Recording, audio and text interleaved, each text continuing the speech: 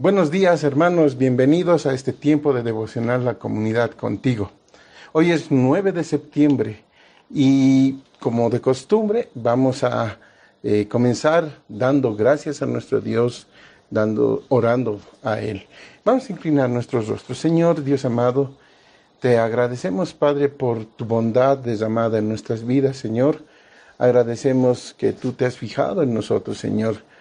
Y agradecemos también tu misericordia, Señor. Gracias por habernos hecho tus hijos, Señor. Queremos rogarte ahora, en este tiempo de devocional, que nos ayudes a reflexionar en el texto que vamos a estar dando lectura. Ayúdanos, Padre, ese es nuestro ruego. En Cristo Jesús oramos. Amén. Una vez más, bienvenidos, hermanos, y estamos en una serie, las bendiciones en Cristo Jesús, y vamos a ver Efesios capítulo 1, versos 3 al 14.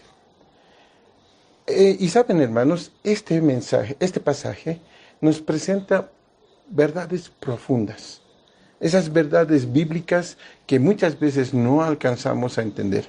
Son tan profundas que la mente humana tiene que hacer un trabajo extra para poderlas comprender. En el texto griego, estos versículos del 3 al 14, es una sola oración. Es una sola oración, es larga y compleja. Está compuesta por más de 200 palabras. Estas palabras son una declaración de alabanza en agradecimiento por todo lo que Dios ha hecho para la salvación del pecador. Además, es una doxología. ¿Qué quiere decir esto? La doxología es una alabanza, es un cántico. Y en esta ocasión es un cántico extendido a las tres personas de la Trinidad de nuestro Dios.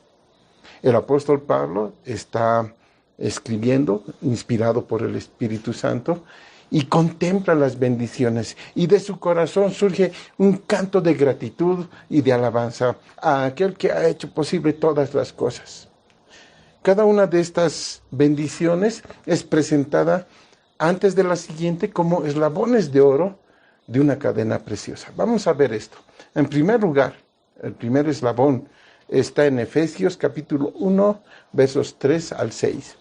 Es un cántico a Dios Padre por el plan de salvación y cómo estableció la única forma, el único medio por el cual el pecador puede ser salvo.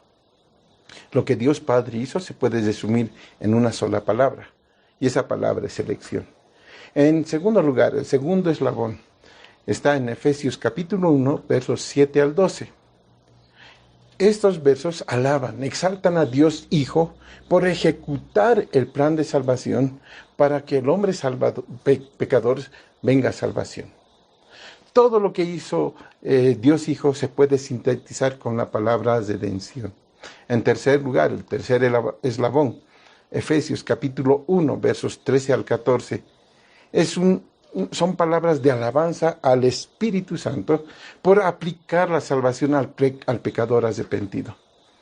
Entonces, lo que el Espíritu Santo hizo se puede resumir con la palabra sellar. Así que se puede ver entonces a Dios Padre inmiscuido en la elección, Dios Hijo en la redención y Dios Espíritu Santo sellando a los hijos de Dios. Hermanos, vamos a pasar un buen tiempo recordando, vamos a pasar un buen tiempo aprendiendo y meditando en el trabajo que cada una de las tres personas de la Trinidad de Dios han hecho por nosotros. Y saben, cuando nosotros llegamos a entender todas estas bendiciones, valoramos, apreciamos todo el plan de salvación y amamos a nuestro Dios. Vamos a dar lectura a Efesios capítulo 1, versos 3 al 6 para meditar esta mañana. Así dice la palabra de Dios. Bendito sea el Dios Padre de nuestro Señor Jesucristo, que nos bendijo con toda bendición espiritual en los lugares celestiales en Cristo, según nos escogió en Él antes de la fundación del mundo, para que fuésemos santos y sin mancha delante de Él, en amor, habiéndonos predestinado para ser adoptados hijos suyos por medio de Jesucristo, según el puro afecto de su voluntad, para alabanza de la gloria de su gracia, con la cual nos hizo aceptos en el amado. Estas palabras son palabras de gratitud, hablan de la obra de Dios Padre, esa obra que salva al hombre pecador, y se dirigen a aquel que ha provisto y nos ha dado las bendiciones en Cristo y por Cristo. ¿Pero qué significa esto? Significa que cuando nosotros fuimos hechos uno con el Señor Jesucristo, todas las bendiciones llegaron a ser nuestras. La razón de nuestra vida, la razón de nuestro comportamiento, de nuestro carácter y todo lo que somos, descansan en esa posición, en estar en Cristo. Y es una experiencia también, porque es una realidad, la realidad de nuestra unión íntima con nuestro Salvador. Cada día, hermanos, a cada instante, personalmente, los creyentes debemos demostrar esa gratitud y adorar al único Dios verdadero. Y cuando nos reunimos el domingo, juntos, los santos, debemos mostrar fidelidad y adoración genuina a nuestro Dios. Ahora, hermanos, debemos saber que nuestra mente finita no puede llegar a la comprensión completa de tan grandes bendiciones. No podemos llegar a la comprensión cabal de estas grandes doctrinas que se nos presentan en estos versos. Pero sí podemos hacer algo. Podemos entender lo suficiente para dar gracias a Dios, quien planeó y proveyó la salvación para nosotros, aun cuando estábamos hundidos, aun cuando estábamos separados de Dios, aun cuando estábamos sumidos en nuestros pecados y delitos. Él nos escogió. Él nos escogió. Esta declaración pequeña introduce a la doctrina de la elección divina. La elección es la forma en que Dios selecciona a las personas para atraerlos al conocimiento de su divina voluntad, para llevar a efecto sus propósitos eternos. Podemos describir esto desde 3 diferentes puntos de vista. Veamos, en primer lugar, la elección es un acto soberano de Dios que no depende de otra cosa más que de su propia voluntad. La elección fue antes de establecer los fundamentos de la tierra, es decir, antes de la creación del mundo, antes de que el hombre fuera creado. Por tanto, entonces, hermanos, Dios no hace la elección en razón del fracaso humano cuando pecó.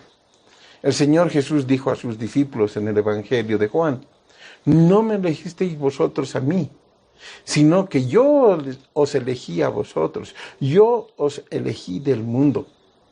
Estos versículos nos enseñan que Dios escoge y nosotros debemos agradecerle por esto. Él escoge y cuando Él escoge, lo hace correctamente. En segundo lugar, la elección de Dios es de acuerdo a su sabiduría, porque Él lo sabe todo. Primera Pedro 1:2 dice que somos elegidos según la presencia de Dios Padre.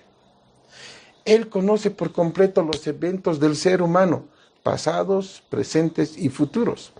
Él actúa de acuerdo a esa sabiduría. Su elección será una elección soberana.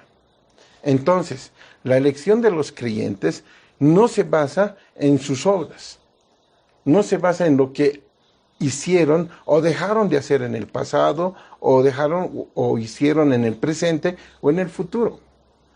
Dios es el que escoge, y Dios es el que elige. En tercer lugar, la elección se efectúa completamente por la gracia de Dios. Efesios 1:4 dice: según nos escogió en Él antes de la fundación del mundo, para que fuésemos santos y sin mancha delante de Él. Hermanos, no hay ningún creyente que pueda decir que Dios lo escogió debido a sus buenas obras. No hay ningún creyente que pueda decir que ha sido elegido por Dios porque tenía buenas obras cuando Él lo eligió. Nadie. Él nos ha elegido más bien porque escogió elegirnos. Como ya vimos en el anterior devocional, Dios nos ha elegido por pura gracia. Hay tantas cosas referentes a esta doctrina de la elección que no vamos a poder entender.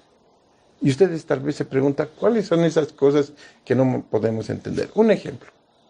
Dios no nos ha explicado, Dios no nos da el por qué nos ha elegido. Y estoy seguro que cuando nosotros vemos nuestras vidas, recordamos de dónde Él nos sacó, no podemos entender por qué Dios nos amó y nos eligió. No lo podemos entender. Hermanos, el plan de Dios, el plan de salvación, no se sujeta a cambios de nuestro mundo. El plan fue ideado en la eternidad hasta la eternidad. Dios sabía que lo haría desde el principio. Él sabía lo que iba a hacer, de principio a final. Según Romanos, Dios en su plan nos ha llamado, Dios en su plan nos ha predestinado, nos ha justificado y aún Él nos ve glorificado. Primera de Pedro 1:20 nos dice que la redención por el Señor Jesús ya había sido destinado antes de la fundación del mundo, pero manifestado en los postreros tiempos por amor a cada uno de nosotros.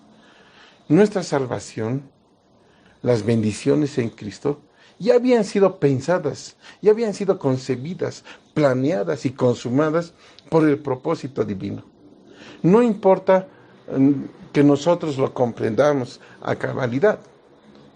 Hermanos, sencillamente nosotros debemos alegrarnos, aceptar esta verdad y darle gracias a Dios que nuestra relación salvadora con el Señor Jesucristo ya había sido planeada por Dios Padre desde la eternidad.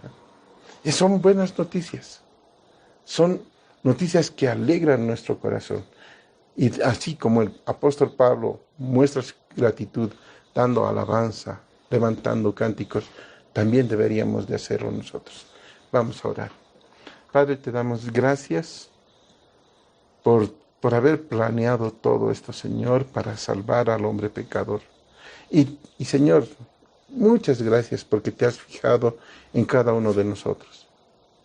No entendemos por qué lo has hecho, Señor, pero tú sabes, tú eres Dios, tú eres soberano, tú conoces, Señor. Y nosotros te alabamos, Señor, por lo que has hecho en nuestras vidas y lo que continúas haciendo en nuestras vidas. Gracias, Padre. Gracias por dejar estas palabras en las Escrituras, que son de aliento y ánimo para nosotros. En Cristo Jesús oramos. Amén. Hermanos, hasta la próxima semana continuaremos meditando en estas bendiciones que Dios nos ha dado en Cristo Jesús. Hasta la próxima semana. Dios les bendiga.